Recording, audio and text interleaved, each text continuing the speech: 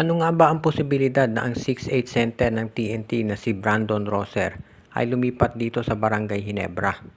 Iyan ngayon ang kinukonsidera ng marami dahil napansin na ng mga analyst na itong si Rosser ay bumagsak yung laro dito sa TNT.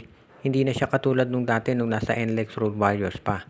Ang sabi kasi ng mga observers at marami na rin nakapansin dito na yung sistema na pinaiiran ni Coach Chot Reyes dito sa TNT Tropa ay nagfo-focus sa mga guards.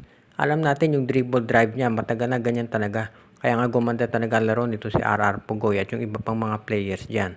So parang secondary option lang yung mga center sa kanila.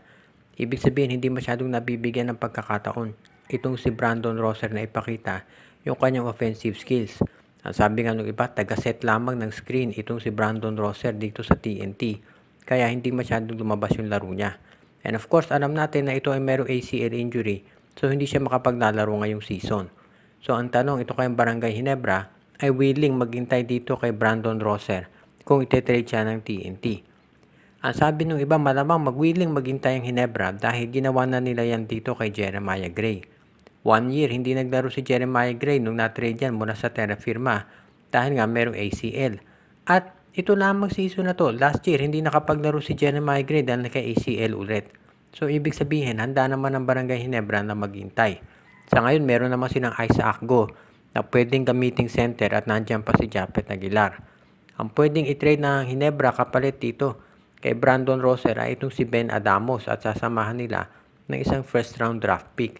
Si Adamos ay hindi kasing lapad ng katawan ni Rosser, pero ito ay merong 3-point shot.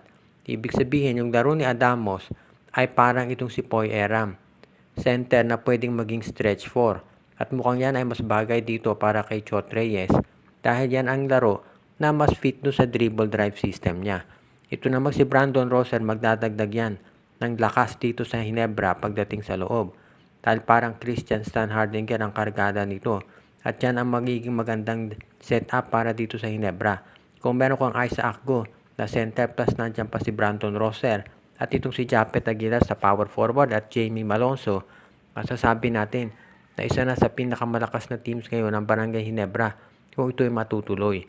Kaya sa tingin ko dapat tignan mabuti ng Barangay Ginebra kung dapat ba nilang tanggapin yung offer na ganitong trade ng TNT.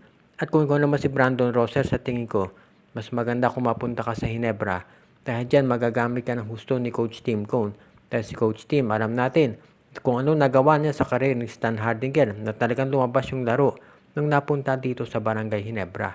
Kaya sa tingin ko, magiging magandang addition si Brandon Rosser sa koponan ni Coach Tim.